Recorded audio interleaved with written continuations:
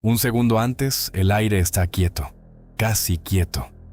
Y al siguiente, 4 toneladas de presión polar golpean la pared exterior de la estación con un sonido que no se parece a nada que hayas escuchado antes. No es un rugido, es más profundo. Es el planeta respirando en tu contra.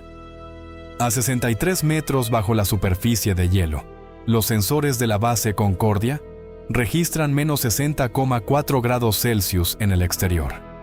Dentro, los tubos fluorescentes parpadean 2 veces antes de estabilizarse. El generador compensa, siempre compensa, por ahora. Hay 12 personas en este edificio, 12 personas que no verán a otra persona humana durante 8 meses. No existe evacuación posible, no existe rescate de emergencia. Si algo falla, el cuerpo, la mente, la máquina, el protocolo dice lo mismo: esperar. La base Concordia está situada en la meseta antártica oriental, a más de 3.200 metros sobre el nivel del mar. No es una altura comparable a una montaña aislada, sino a una superficie continua de hielo que se extiende sin interrupciones visibles durante cientos de kilómetros. La estación no está construida sobre roca, está fijada sobre hielo compacto que se desplaza lentamente con el movimiento del casquete polar. Ese desplazamiento es de apenas unos centímetros al año, pero suficiente para obligar a una calibración estructural constante de la infraestructura. Cada año, un pequeño grupo de personas elige voluntariamente pasar entre 6 y 14 meses en las estaciones de investigación de la Antártida, el continente más frío, más seco y más ventoso del planeta. En invierno, la oscuridad es total durante meses. No hay vuelos, no hay rescate posible. Si algo sale mal, médica o mentalmente, estás solo. Pero la Antártida en sí no es el verdadero antagonista de esta historia. El verdadero antagonista vive dentro de la cabeza de quienes están allí. Las primeras semanas son manejables. Hay novedad, hay misión, hay adrenalina de estar haciendo algo que casi nadie en el mundo hace. Los investigadores trabajan, duermen, comen, hacen bromas. La convivencia es tensa pero funcional. Todo parece bajo control. Después llega lo que los psicólogos llaman el síndrome de invernada. No es un diagnóstico clínico estricto, pero describe algo muy real. Alrededor del tercer mes, la mente comienza a cambiar de maneras sutiles pero profundas. La motivación cae. El sueño se fragmenta. La irritabilidad aumenta de forma desproporcionada frente a cosas pequeñas. Una taza dejada en el lugar equivocado puede desencadenar una crisis que dura días. No es que nos peleemos por la taza, es que la taza es lo único sobre lo que tenemos control. El problema no es solo la soledad. Ana, es la combinación letal de 3 factores simultáneos: aislamiento social, privación sensorial y ausencia de ritmo natural. El cerebro humano evolucionó durante millones de años necesitando estímulos variados, contacto social y ciclos de luz y oscuridad. Cuando los 3 desaparecen al mismo tiempo, el sistema nervioso entra en un estado de alarma crónica que no puede resolver. Esta no es la historia de una misión científica, sino la historia de lo que le ocurre al cerebro humano cuando el entorno decide jugar en tu contra. Y el entorno aquí, siempre, lleva ventaja. Valeria Sousa es la médica de la base Concordia. Su trabajo no es clínico en sentido tradicional, sino operativo. Registra datos del equipo, detecta cambios en sueño, comportamiento y rendimiento cognitivo. Cada mañana revisa 3 indicadores básicos de cada integrante de la estación: horas de sueño, nivel de concentración y variación del estado de ánimo. Estos datos se cruzan con registros de semanas anteriores para detectar desviaciones. En este entorno, una desviación pequeña puede ser el primer signo de un problema mayor.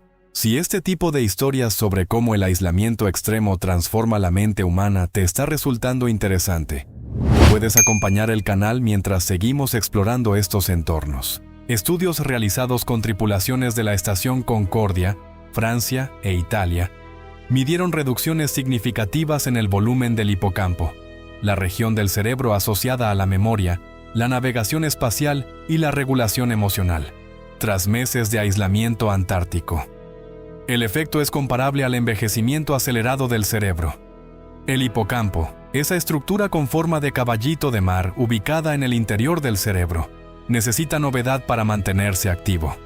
Nuevas rutas, nuevas caras, nuevos estímulos. Cuando el entorno es siempre el mismo, el hipocampo literalmente se encoge, y con él, la capacidad de concentrarse, recordar y procesar emociones. Pero hay algo más. La privación de luz solar interrumpe la producción de serotonina y melatonina, las moléculas que regulan el estado de ánimo y el sueño. Sin ellas, el cerebro entra en lo que clínicamente se conoce como trastorno afectivo estacional en su forma más severa. No es tristeza, es una neblina cognitiva y emocional que lo cubre todo. Los investigadores lo describen como pensar a través de algodón. Durante la expedición soviética a la estación Vostok, en los años 70, en pleno interior de la Antártida, los registros internos recogen un incidente que con el tiempo se volvió casi una anécdota legendaria dentro de la historia de las misiones polares, pero que en su momento reflejaba una tensión mucho más seria. En un entorno donde las temperaturas exteriores podían caer por debajo de los menos 50 grados Celsius y la oscuridad se extendía durante meses, el equipo dependía de rutinas extremadamente rígidas para mantener estabilidad psicológica. Entre esas rutinas, los juegos de mesa, especialmente el ajedrez, eran una de las pocas formas de distracción estructurada disponibles. Según los reportes atribuidos a la misión, una partida entre dos miembros del equipo terminó en un nivel de frustración inusualmente alto. Uno de los participantes, tras una derrota, reaccionó de forma impulsiva y golpeó al otro con el tablero de ajedrez. El hecho no derivó en consecuencias mayores físicas graves, pero sí encendió las alarmas dentro del equipo de soporte de la misión. Lo relevante no fue el incidente en sí, sino lo que representaba. En condiciones de aislamiento prolongado, incluso actividades neutras o recreativas pueden convertirse en detonantes de tensión acumulada. A raíz de este y otros episodios similares documentados en entornos de confinamiento extremo, y se revisaron los protocolos de convivencia en estaciones aisladas, llegando en algunos casos a restringir o supervisar actividades competitivas durante periodos prolongados de invernación. La Antártida es un laboratorio, no de hielo y pingüinos, sino de lo que somos cuando se nos quita todo lo accesorio. El ruido, las pantallas, las multitudes, la validación constante.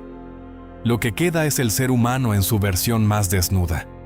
Y lo que la ciencia está aprendiendo en ese laboratorio tiene implicaciones que nos afectan a todos. Porque el aislamiento no es solo un problema antártico, es la epidemia silenciosa de nuestro tiempo. Millones de personas en las ciudades más ruidosas del mundo viven en formas de aislamiento que el cerebro percibe casi de la misma manera que un invierno polar. Sin contacto real, sin estímulos significativos, sin sentido de propósito compartido. La diferencia es que en la Antártida, al menos, saben que están aislados. Si este video te hizo pensar en cómo funciona tu propia mente bajo presión, o te invito a ver otros videos del canal, uno en el cual veremos un entorno aún más inestable. Un lugar donde el problema no es la oscuridad ni el aislamiento, sino la ausencia casi total de aire utilizable para sobrevivir, sumado al frío extremo. Porque cada frontera extrema no solo prueba al cuerpo, también redefine lo que creemos que es normal. Porque allá afuera, aún hay muchas crónicas del frío por contar.